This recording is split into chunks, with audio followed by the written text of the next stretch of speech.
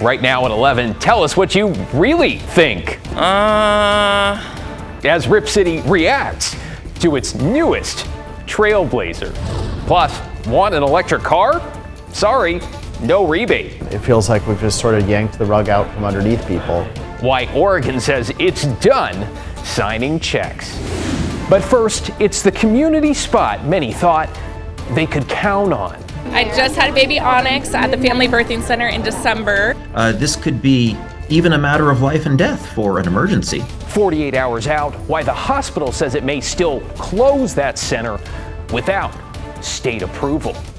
Good evening, and we begin tonight with what is essentially a last-ditch effort to stop a family birthing center in Gresham from closing. Thanks for joining us. I'm David Molko. The hospital says as of this Friday, find somewhere else. The state says not so fast. Alma McCarty's in the newsroom. Alma, we've been following this for months, and now people in that community are running out of time. David, before a hospital can stop providing certain services, it needs to be granted a waiver from the state. The Oregon Health Authority says they got a request from Legacy Health regarding Mount Hood Medical Center's birth center earlier this month, but they haven't granted that waiver yet.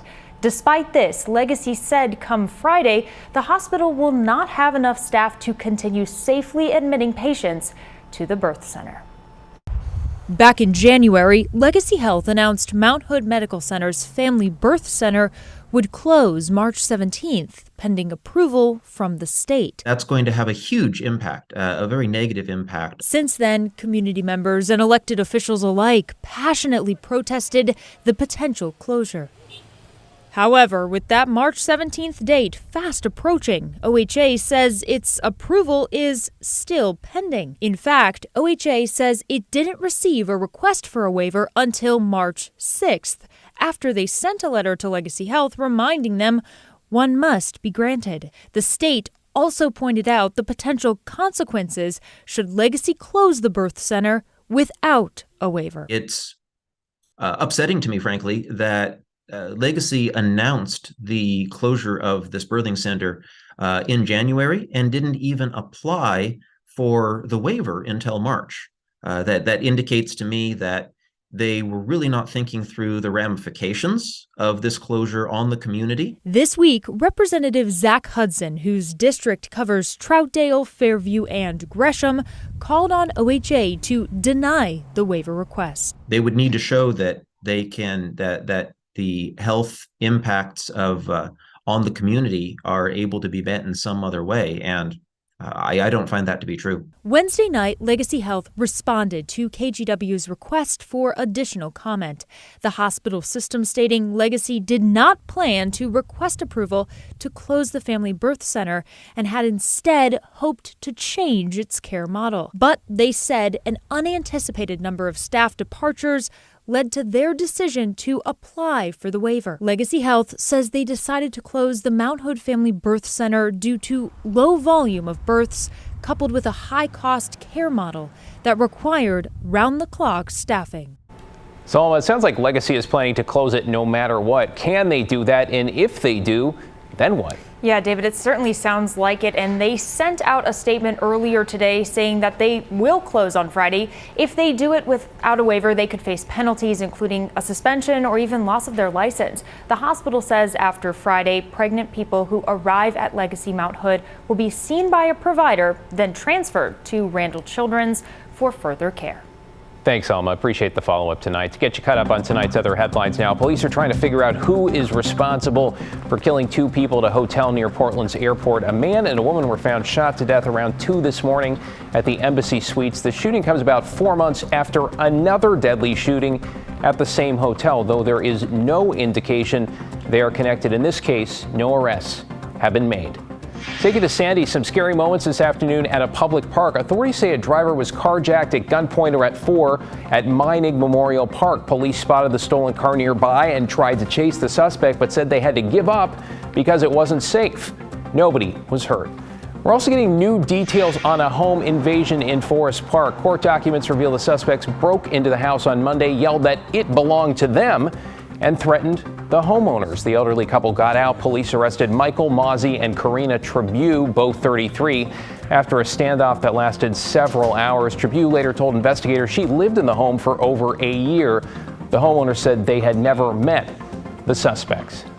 Well, new at 11, so you're in the market for an electric car, maybe a hybrid, because you are practical. You're excited about all those rebates, those incentives from state and federal governments that could mean more cash in your bank account. And then just like that, Oregon slams on the brakes. Hope they're anti-lock, by the way, and says, oops, the tank's empty.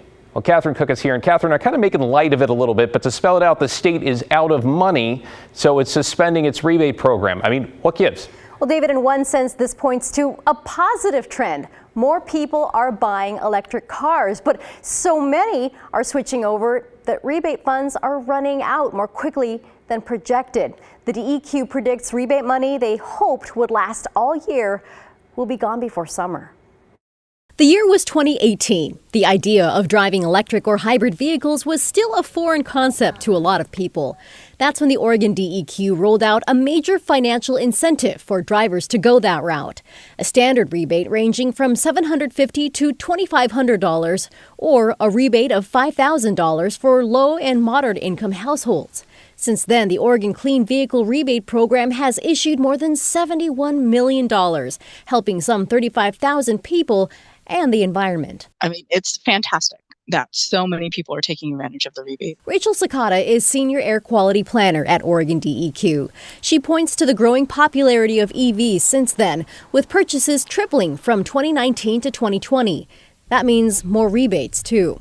Funding from the program comes from the state's vehicle privilege tax. This year, they had $15.5 million available for rebates. Based on EV sales so far this year, they expect that money to be gone within a few months. That's leading DEQ to this. April 30th is now the last day to purchase or lease an EV or hybrid and qualify for this year's rebate funding. We're a victim of our own success, really. And now we're running short on funds. And so, unfortunately, we've had to temporarily suspend the program because we can't give out rebates if we don't have any more money to give out. It's really disappointing to see this rebate suspended.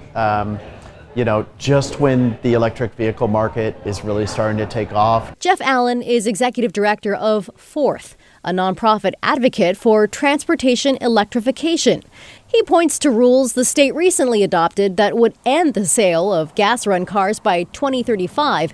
That includes targets like 2025, when 25% of new cars sold in Oregon must be electric. To set those legally binding requirements and then make it harder, more confusing, more expensive for people who are trying to do their part to contribute to them, it just really sends a mixed message. Fourth is working on legislation to add more funding to the rebate program. HB 2613 is seeking $30 million from the general fund to sustain the program for the next couple of years. So we are optimistic still that that legislation can get passed and we can get this program funded and that this suspension will be very brief. For now, the clock is ticking on this year's rebates. EV inventory is waning and prices continue to rise. The suspension won't impact federal tax credits.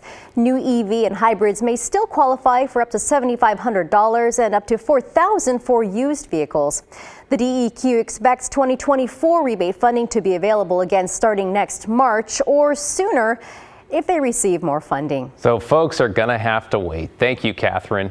In Salem, the Oregon House has passed a $200 million package designed to address the state's homeless crisis. Now, it includes priorities outlined in Governor Tina Kotek's homeless emergency declaration.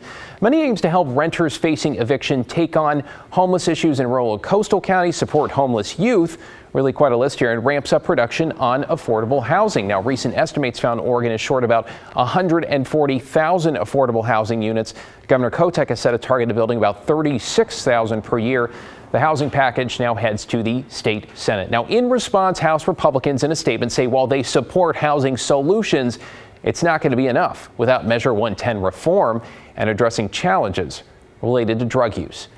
Meanwhile, the Rose City is looking at ways it can spur housing development. You might remember our Blair Best reporting on a survey the city sent out to developers asking what it needed to change in order to build more affordable units. Well, tonight we're hearing some of the results of those survey. Includes a requirement for bike parking that got a lot of reaction, by the way, though that is not the policy the city is immediately changing. One of the main concerns revealed in the survey has to do with system development charges. That's essentially a payment for permits and sorts. So today the city announced it wants to incentivize developers to convert empty office space to housing by exempting certain projects from up to $3 million in fees and charges.